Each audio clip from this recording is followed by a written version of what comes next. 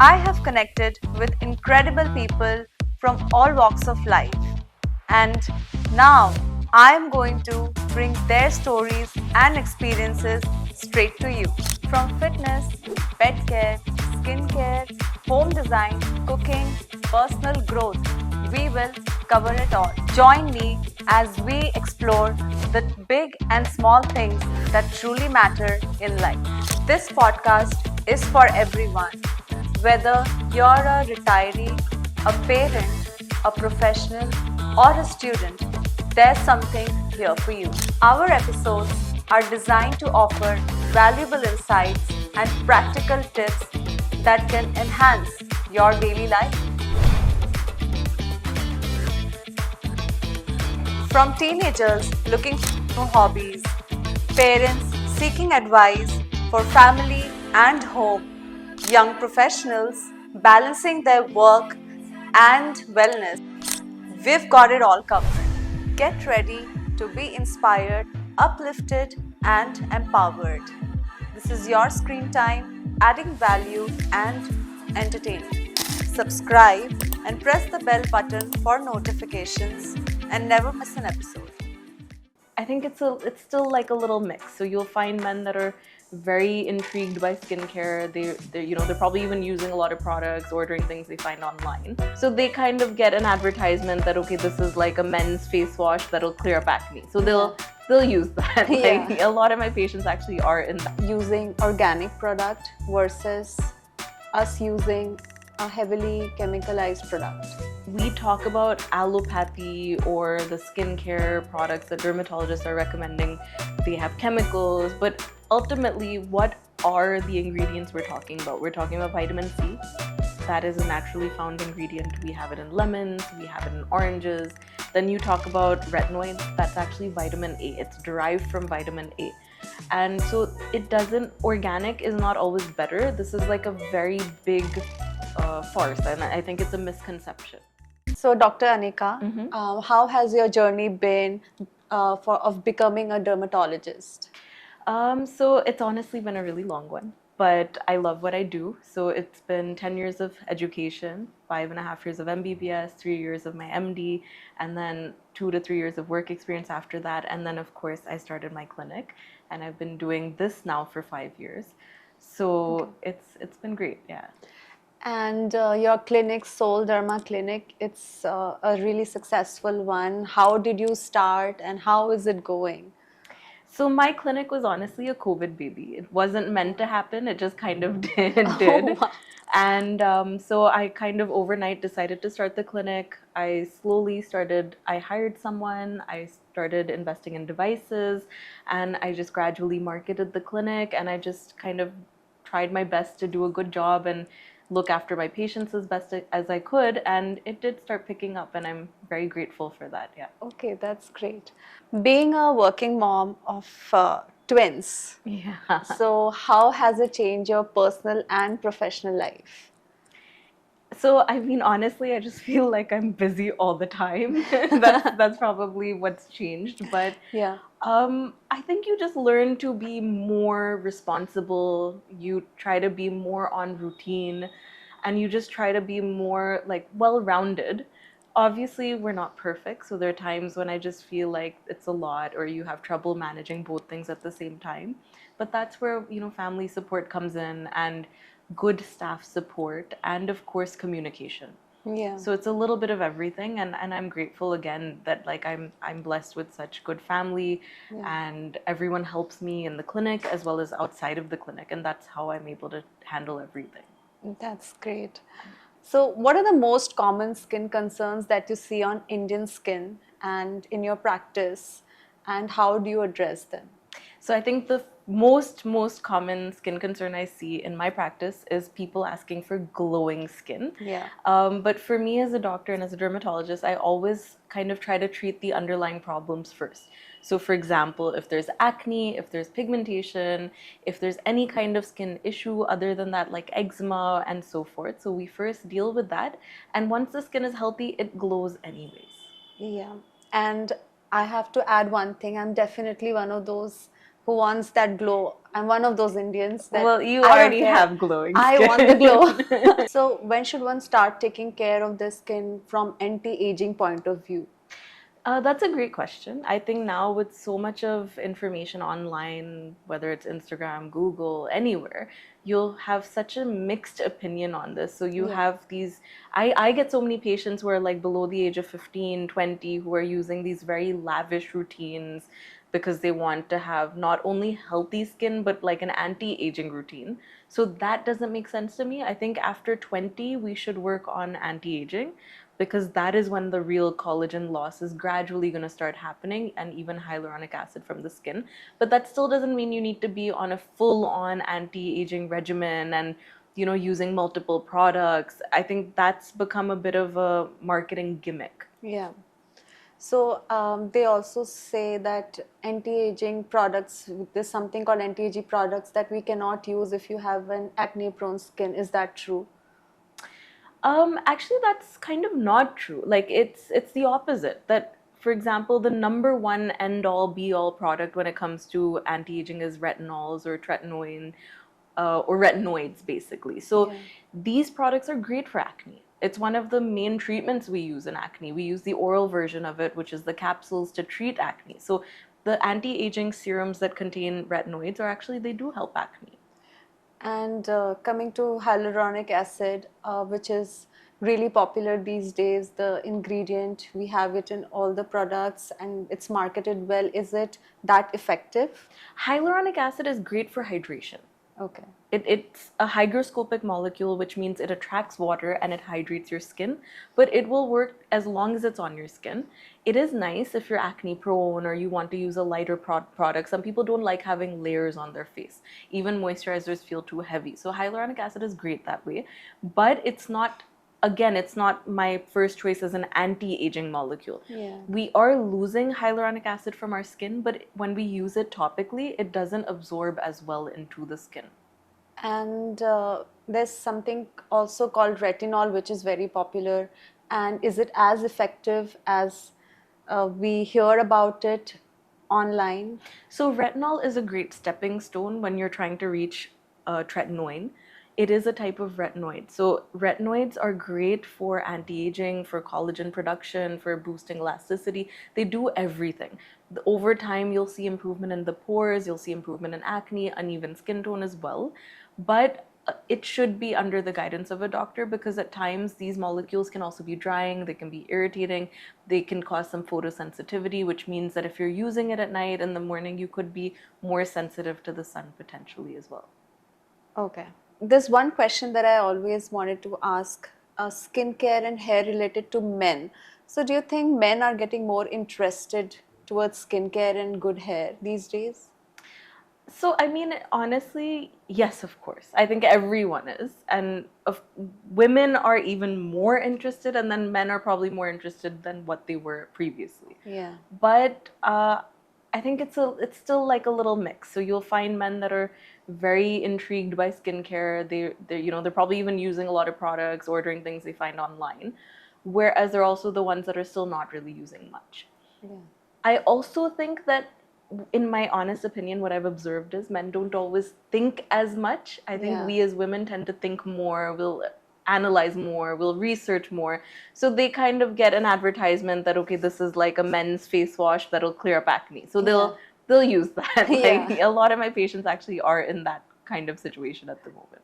And when you address them about that, this is a marketing gimmick and this is the product that you should actually be using, do they actually end up using the products that you suggest according to their skin? In my observation, men like an easy routine. Yeah. So for them, it's like, just give me a face wash and a cream. That's Okay. it. Yeah. Or like, some are open to exploring a little bit more. Yeah. A lot of times I've also realized that when we give prescribed or prescription-based products, which are kind of for the person's skin type, they're happier and they kind of come back happily to add more to the routine.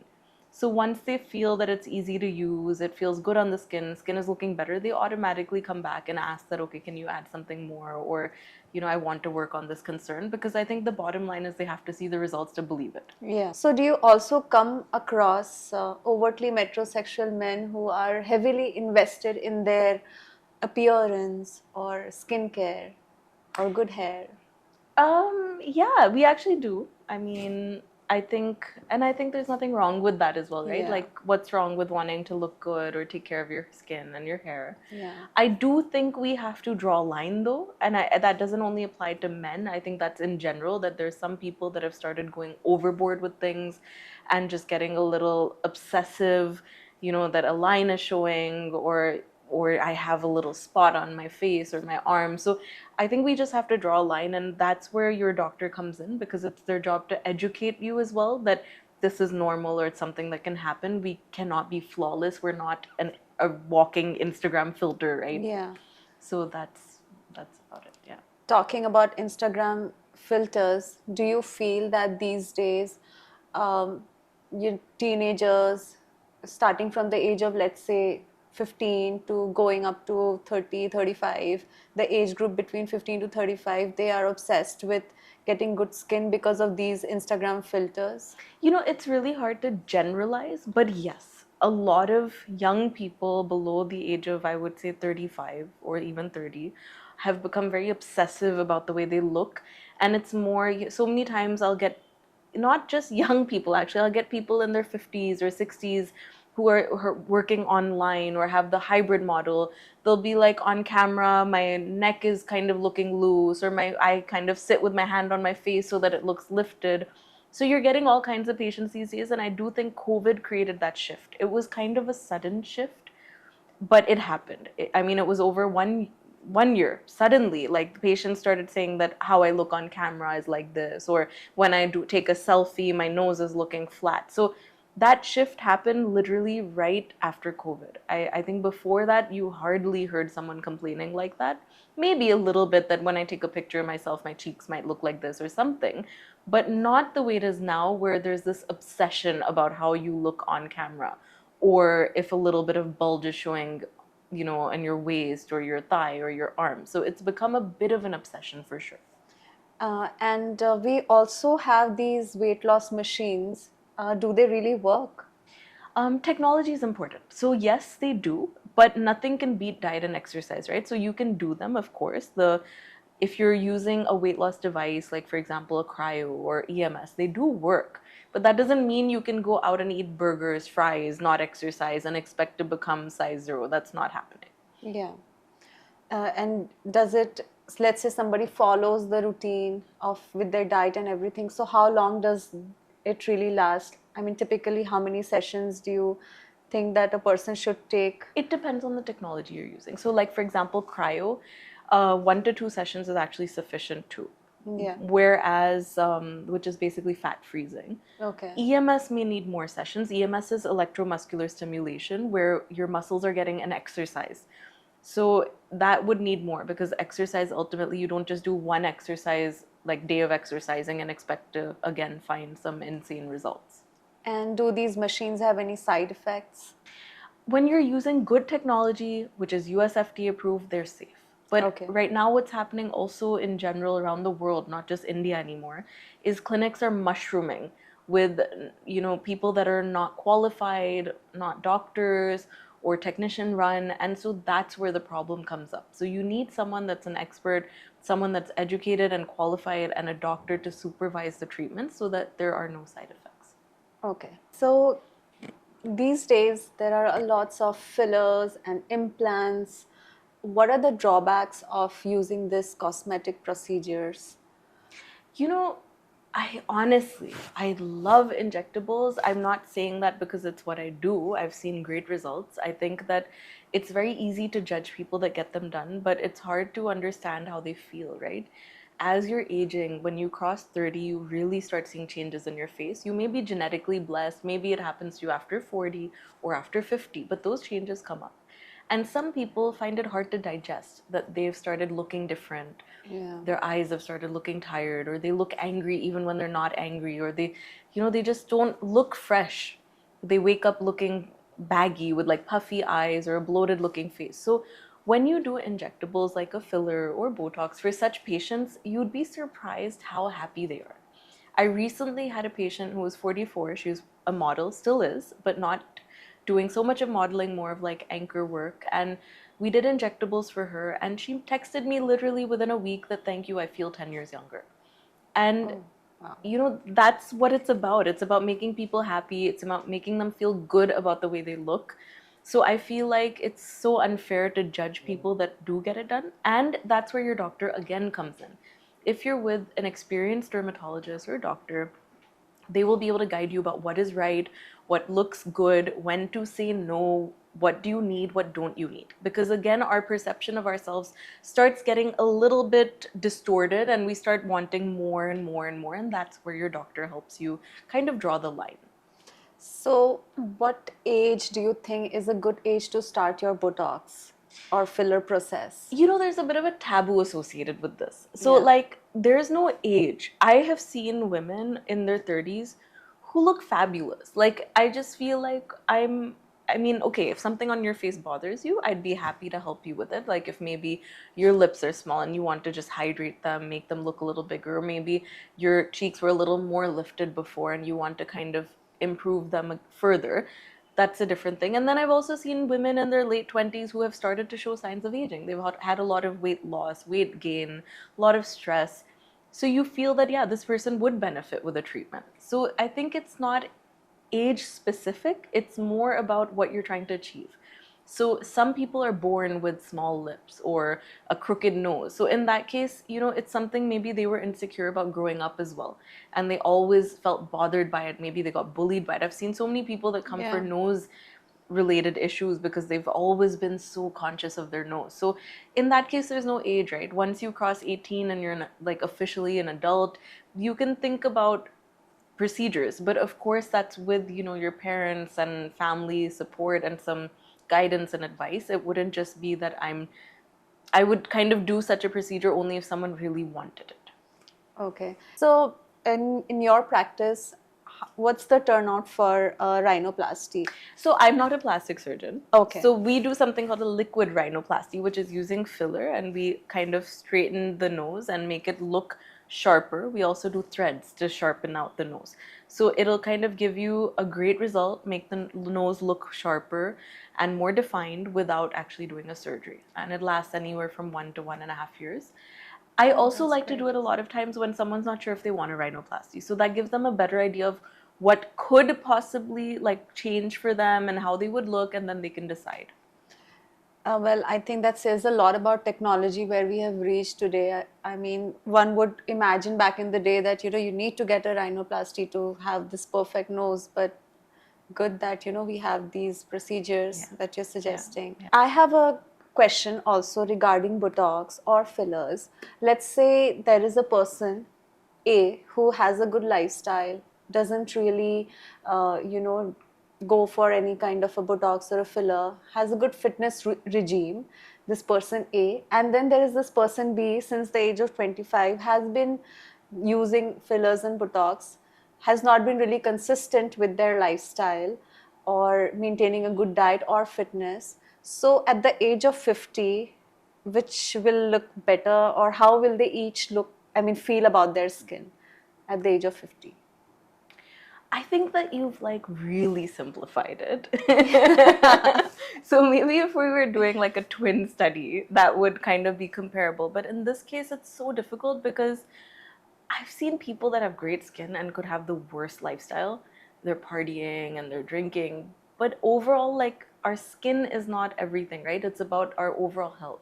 Yeah. So, and again, it's not just about Botox and fillers. So even the person who is eating well, exercising, actually exercise, when you're exercising regularly, you could go through cycles of fat gain, fat loss here and there. And that actually impacts the face a lot. So those are the best people to get some injectables done too, because they'll realize that the eyes are looking hollow. You know, some parts of the face are looking a little sunken, so they may even want a filler. Botox acts on your muscles. So when if you're doing heavy weights, you end up straining your muscles a lot. So you may even want to relax those muscles because the lines might become a little prominent that way too. So if you ask me overall in terms of like internal health, I'm sure the one that is exercising, eating healthy, and sleeping well, and all of that is going to be better off than the one that wasn't. Okay. Because that is scientifically proven, right? That we need to Yeah. have a good, healthy, balanced lifestyle. But somewhere genetics come into I have seen people who eat decently, they exercise, they sleep on time, and they can still end up having heart attacks or diabetes or hypertension. True. And then I've seen people who eat crap and they will never have diabetes in their life. True. So genetics definitely play a big role in this as well. True. Is there a difference between using organic product versus us using a heavily chemicalized product? Okay, so that's actually a great question. I think marketing plays a big role in answering this as well. Um, we talk about allopathy or the skincare products that dermatologists are recommending. They have chemicals, but ultimately, what are the ingredients we're talking about? We're talking about vitamin C. That is a naturally found ingredient. We have it in lemons, we have it in oranges. Then you talk about retinoids, that's actually vitamin A. It's derived from vitamin A. So this is a bit of a misconception that when we use something that is allopathic, it is chemicals versus organic is better. Organic is actually not always better. You can be sensitive to things. Like, for example, aloe. A lot of people are sensitive to aloe vera. So some people use it thinking that it'll soothe their skin. It can go the other way. It can irritate the skin. It can cause itching. And so organic is not always better. This is like a very big farce. And I think it's a misconception. Yeah, I remember growing up as a kid, my mom would usually use aloe vera directly on my face. I mean, just take the plant and use it on my, apply it on my face, and yeah, it would definitely itch, and there was redness, and of course a little bit of a breakout eventually. So I have Yeah. experienced it. Yeah. So why I mean I just don't understand that why do people think that using something off of a plant and it caused itching, redness, burning, that's okay. But if you took it out of a tube and it caused itching, redness or burning for some reason, that's not okay. I think Yeah. either are not okay. Like you should not have redness, itching or burning with anything. And again, that's where your doctor comes in, right? Because if you're Yeah. using products that are for your skin, according to how your skin behaves, you will get like proper a routine that is for your type of skin. We talk about 5 skin types. It's not 5 skin types. There's so many skin types. You could be acne prone but also sensitive. You could be dry with acne. You could be oily with acne. You could be combination with acne. You could have pigmentation and acne. You could have just pigmentation. So there's so many different issues, so many different skin types, and it's very easy, I feel, for someone with no skin concern to choose an organic product because they feel that this is natural, this has benefited me, and that's it. But a lot of times people do have issues with their skin, and when you do, what's wrong in seeking treatment for it? Yeah. There are so many products out there which are marketed well through influencers, celebrities. We end up buying them. Some of them don't go to dermatologist, and we look at these well marketed products, and we end up buying them. Usually, what happens is it ends up burning a hole in our pocket.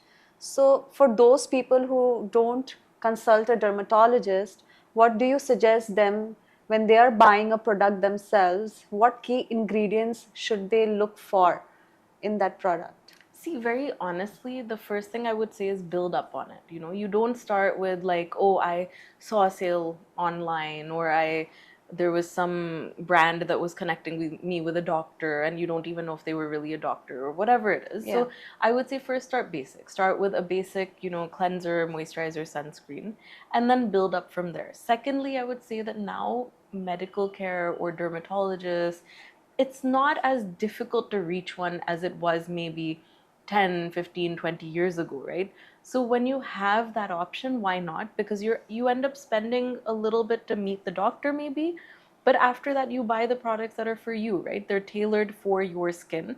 Whereas when you're buying them online, you're just going on and on purchasing, oh, an ad came, this is good for this concern or whatever your issue is, and you just go on loading up on products, and by the end you're giving them to your mom or your sister, or you're just kind of throwing them away and never using them, or you end up with reactions. I get so many patients who come in with redness, itching, burning, or they start having like an acne outbreak. So ultimately, they still walk into the dermatologist's office and have to get a routine. Yeah.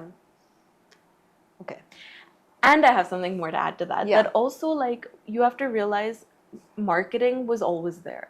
You know, there were brands like Pond's and Lakme and Lotus, which are still there. It's just Yeah. that they used to use celebrities before, and now with evolving times, we have influencers, right?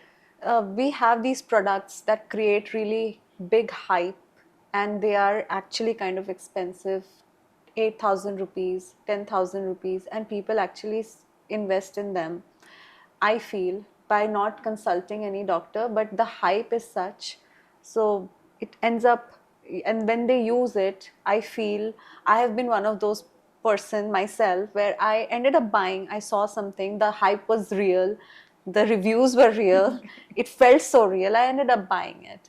So it just burnt a hole in my pocket.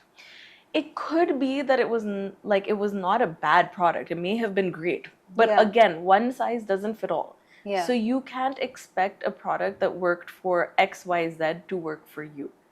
Right? So Yeah. probably, maybe it's a possibility you have combination skin, acne prone skin, Yeah. and the person's reviews that you were looking at, they had dry skin. So maybe they needed the hydration, maybe they needed whatever benefits that product was offering. For sure, you should check the ingredients, you should make sure that the products are genuine and proper, because what does happen a lot now is in India, we don't need a lot of approvals to get the products out there. So we don't actually know if the products have what they claim to. I've seen sunscreens that actually have no UV filters. Oh my God. And I've seen people marketing them and posting about them. So this happens. What are your thoughts on marine collagen products? It is really in these days. Does it really affect the skin, like the glow or the skin anti-aging properties? Does it really affect us that way? So it is something that's recently come up, and I know a lot of people are benefiting from it too. Sometimes I wonder, is it the placebo effect or is it actually beneficial? But yeah, let's see. I think over a few more years, we'll get to know better what's really happening. And the Korean skincare regime that we hear so much, is it for real that it gives you glass glow skin? I honestly don't think there's a real such thing as glass skin. I think that's like a little extreme. Of course, a good routine, genetics, good diet, healthy lifestyle will give you good skin. Ultimately, if you're even doing procedures in clinic, that could kind of enhance the skin further, give you better skin. I've had patients come and be like, oh, this girl so and so, she had such bad skin, now she has such good skin. And then in my head I'm just thinking, oh yeah, she comes to the clinic like quite frequently, and I see you once in 2 years. So Yeah. of course, what you're doing in clinic, what you're doing at home, what you're doing internally, it all makes a difference. So, you know, it is a lot of effort. It's not just a natural process that I'll do one thing and I'll have the perfect skin, or this one product will give me glass skin, or, you know, like the best skin of my life. But, and it also depends on what your expectations are from your skin. Yeah. How can we prevent breakouts through makeup? That's a really good question. I honestly feel that it depends on the environment you're living in. So a lot of times, especially in an Indian environment where it's humid, no matter what you put on your face, it does kind of get a little cakey and it kind of seeps into the pores and it can aggravate your acne. So I think less is more when it comes to makeup as much as possible. And obviously look for non-comedogenic products. Look for liquid based, you know, water based products that are a little fluid, runny, not so oily, not so thick, or even gel based products. That's always a good idea. When it comes to using blush and things, there's so many different options now. I've seen like face oils, blush oils, lip oils, and you know, liquid blush and things like that. I would say I would probably want to choose a powder based one instead for acne prone skin. And talking about our hair, to have a good hair, healthy, thick hair, what do you suggest one should do? You know, hair is also a very broad topic. Correct. I think that, again, the things that dictate the way our hair looks is genetics, any heat exposure we're putting our hair through, any maybe possibly swimming, what you're eating, your lifestyle, any hormonal issues. And these days, I'm getting so many young people with hormonal thinning, whether it's male or female. So it starts even late teen years, like 18. So basically, anytime after puberty, you can start having hair thinning. So around 18 onwards, a lot of young people are coming in with hair loss, hair thinning, and that's so sad because that just means that, of course, genetics, but then lifestyle, diet, and everything really plays a role. And then the good thing is we do have treatment options, but they will not cure you. They'll just help slow down the process. There is one question that a lot of pregnant women are suggested not to take any harsh chemicals on their face. What is the skincare routine or product that a pregnant woman should use when they are in their first trimester, or let's say throughout their pregnancy? Pregnancy can be really frustrating. So you have a lot of fluctuations throughout the pregnancy as well, which can cause some pigmentation, some acne. No matter what products you're using, it's still not improving. So I think the first thing is addressing concerns. If you have acne, ideally it should be with guidance of your doctor. Some kind of topicals like azelaic acid can be tried, benzoyl peroxide, and things to use just to settle down the acne. And just a very basic routine. So a physical sunscreen preferably, and a gentle cleanser according to your skin type. Okay. Yeah. Perfect. So moving on to a rapid fire round where we are going to have 1-2 word quick answers. Are you ready for it? Okay, so one holy grail product for good skin. Vitamin C. One holy grail product for good hair. Protein. Must try facial for all skin types. Hydrofacial. Does the concept of oiling your hair still stand? Yes and no. Yes and no. Okay. A natural way to get rid. No. No. No. We'll take that as a no. Yeah, that's a no. Okay. Is sunscreen really necessary indoors? Yes. Sheet masks, yay or nay? Nay. Can chocolate cause acne? Yes. What? Is it okay? Is it okay to pop pimples? No. Which celebrity needs a skincare intervention ASAP? Sushmita Sen. Okay. If you could steal one skincare secret from a supermodel, whose would it be? None of them. None of them, None of of course. I would definitely want to come visit your clinic. Where should I come? Please and do. what facial do you suggest for me? So we are located in South Delhi, GK1, opposite Brown Sugar, by the name of Soul Derma Clinic. Yeah. And for you, we have an amazing Pico Glow Medi facial. So I would love to do that for you. Thank you so much. You're It was welcome. great having you on our podcast. Thank you. It was a pleasure being here. And I can't wait to go to your clinic. Yay!